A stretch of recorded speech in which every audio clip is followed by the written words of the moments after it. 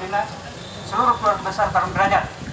Kami dari Forum Komunikasi Pimpinan Ormas Tasikmalaya, intinya siap kita ngabring ke DPR RI. Siap! Karena ini ada politisasi, ada tuduhan yang sangat menyakitkan.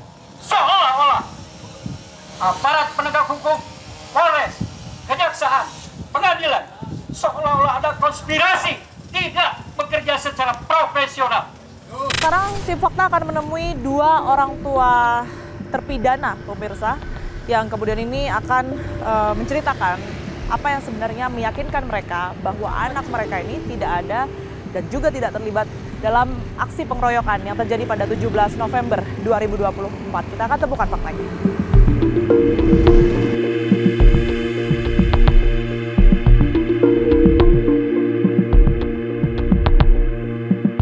Saya saat ini bersama dengan Bu Ida. Bu Ida ini adalah ibu dari anak atas nama R, begitu ya, salah satu dari 4 terduga pelaku yang kemudian ini salah tangkap begitu pada tanggal 17 November 2024. Bu Ida, terima kasih waktunya untuk kami. Sekali lagi kami prihatin ya dengan apa yang saat ini terjadi.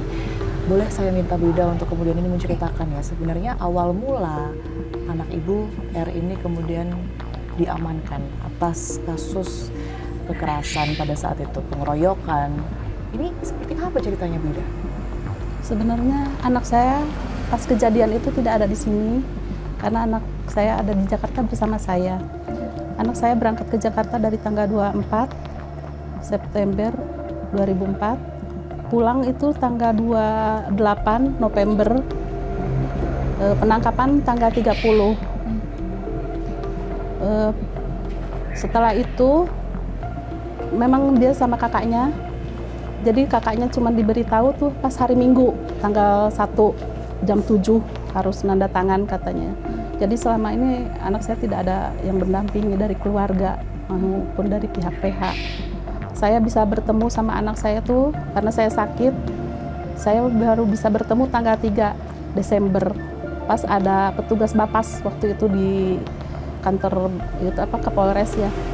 Pas saya datang ke situ ketemu anak saya, dia meluk nangis gitu kan. Terus saya dipanggil sama Bapas sama anak saya berdampingan. Saya lalu ditanya, "Ibu tahu kenapa anak ibu berada di sini?" "Tidak tahu," kata saya, "karena saya baru pulang, Bu." Ya udah katanya, "Silakan duduk, saya bacakan dulu hasil BAP-nya." Lalu dibacakan oleh beliau ya Ibu Martini. Dibacakan, setelah dibacakan saya bertanya, karena saya pikir pas kejadiannya itu pas anak saya pulang, ya. "Maaf Bu, saya mau bertanya tanggal berapa kejadiannya?" kata saya gitu. "Tanggal 17, 2 minggu ke belakang," katanya gitu. Terus ada polisi yang tanggal 17 Bu, katanya. "Maaf Bu, kalau tanggal 17," kata saya, "anak saya ada di Jakarta sama saya." Terus Bu Martini bertanya sama anak saya, "Rapa?" katanya. "Betul, betul Bu. Kenapa kamu katanya memberikan BAP ini?" katanya. "Ini detail banget loh kamu mengakui," katanya, "bahwa kamu itu yang memegang baseball," katanya begitu, kata ibunya. Anak saya nangis, takut katanya gitu. "Mama takut," katanya. "Adek," kata saya gitu kan, saya suruh manggil dia adek gitu kan. "Adek, kenapa kamu mengakui gitu kan? Kamu kan di Jakarta sama Mama." "Iya Mama." "Terus kamu ngapain itu bikin BAP mengakui itu?" "Takut Mama," sambil nangis. Terus kata Bu Martini, "Kamu takut-takut," katanya. "Kenapa kamu? Nah, ini siapa?" katanya yang bikin BAP. "Ini kamu kan," katanya begitu. "Iya dah harus sama," katanya, kata anak saya itu harus dengan polosnya. "Harus sama," cuman bilang harus sama sambil melirik teman-temannya. Katanya, "Kamu jangan melirik teman-teman kamu. Coba saya lihat," katanya, "saya yang lagi nanya kamu," katanya gitu. Terus saya tanya lagi, "Adek, kamu itu kenapa? Kamu diapain?" "Mama takut," katanya, tetap nangis. "Mama takut," katanya. "Coba kamu lihat di antara polisi di sini siapa?" katanya, "Diapain kamu?" katanya gitu. Anak saya nunduk sambil nangis waktu itu. Terus kata saya, "Bu, kalau anak saya memang ada di Jakarta tanggal 17, saya berani sumpah atas nama Allah, agama saya agama Islam, sok datangin," kata saya, "Al-Quran. Anak saya mah ada di Jakarta sama saya," kata saya begitu. "Anak saya titipin di bengkel, baru masuk dari tanggal 14. Kerja. Okay. Kata saya, baru tanggal dari 14 ya. Belum dapat uang Ibu, makan sama apa-apa dari saya," kata saya begitu. "Ibu punya saksi lain?" katanya gitu. "Ada tetangga saya," waktu itu saya telepon Ibu Nani, suruh nelpon.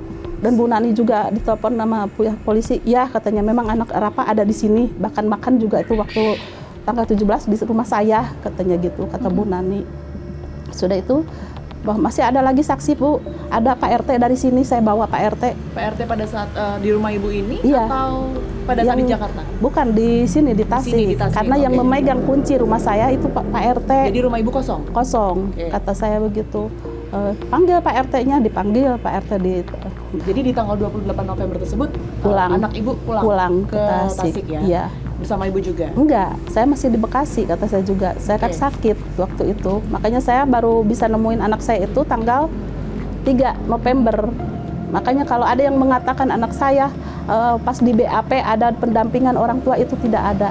Pada tanggal 17 November, kemungkinan bahwa anak ibu mungkin barangkali meninggalkan Jakarta untuk kembali ke Tasikmalaya, kemudian terlibat dalam aksi apa seperti yang dituduhkan. Ini mungkin tidak?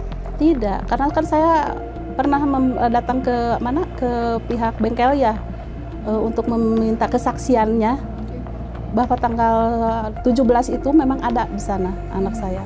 Kalau anak saya untuk pulang ke Tasik itu tidak memungkinkan, soalnya dari mana uangnya? Makan aja kan dari saya. Dia tuh belum menerima gaji, cuman baru berapa hari kan dikerja di bengkel tuh, dari tanggal 14, 15, 16, 17, berarti kan baru 4 hari itu. Barangkali ada bukti ya yang kemudian Ada. ini Bu Ida tunjukkan kepada kami. Ini foto saya tanggal 17 di Warkop, karena kan anak saya pulang dulu waktu itu. Saya izin pinjam sebentar ya Bu ya. Iya, Saya akan silakan. tunjukkan ke kamera. Ini foto Bu Ida ya dengan R. Iya. Anaknya di tanggal 17 Tanggal ya, Bu, ya? 17. Bisa ditunjukkan tanggalnya mungkin Ada, di sini? ada. Sebentar. Tanggal 17 itu hari Sabtu ya? Oh, Hari Minggunya. Hari Minggu. Nah ini kan tuh Oke. tanggal 17 tuh. Baik, Ya. jadi ini terlihat jelas di sini bahwa dokumen foto ini tersimpan di galeri handphone Bu Ida, begitu ya. Di sini tertulis tanggal 17 November kemarin, dan ini foto yang terlihat begitu ya.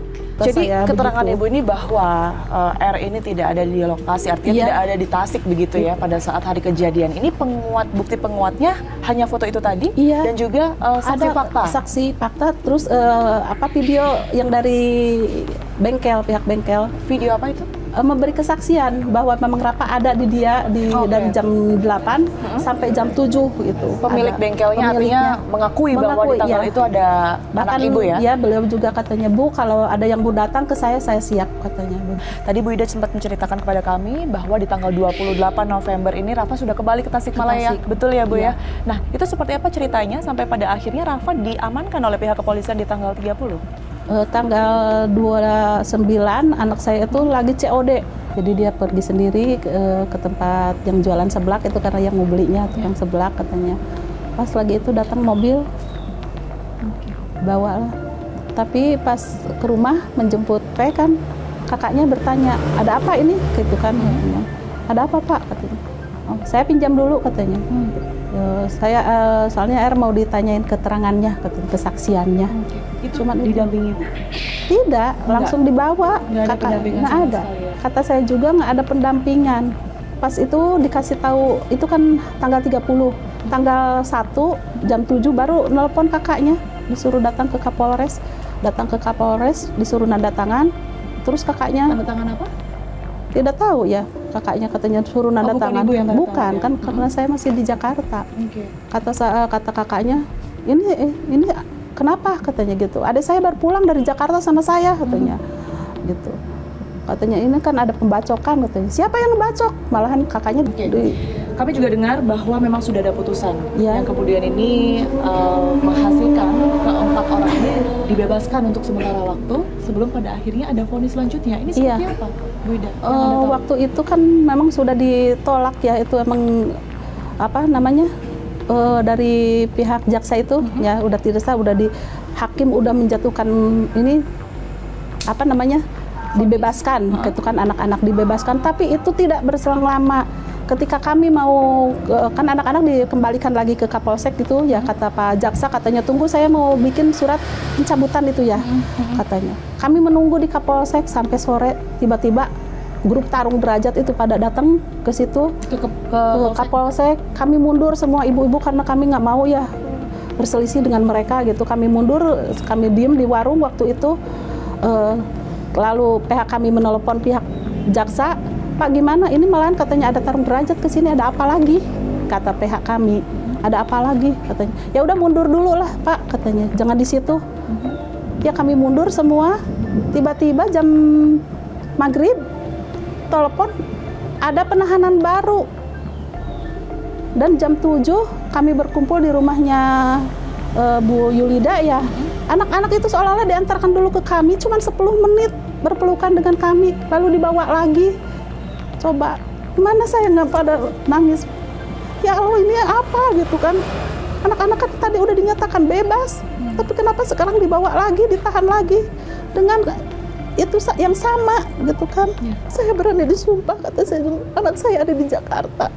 Jadi sekarang harapan Ibu Ida atas ini semua seperti apa? Karena kita ketahui proses pun masih terus berlanjut ya. Langkah hukum apa yang mau dilakukan oleh pihak keluarga dan setelah ini? Kami dengan pihak kami akan melakukan banding, dan kami hanya bisa berharap semoga keadilan itu masih ada untuk kami, karena memang anak kami tidak berdosa dan bukan pelakunya. Terima kasih banyak. Sama-sama. Kita temukan fakta selanjutnya. Apabila ada pelanggaran SOP, silahkan dilaporkan.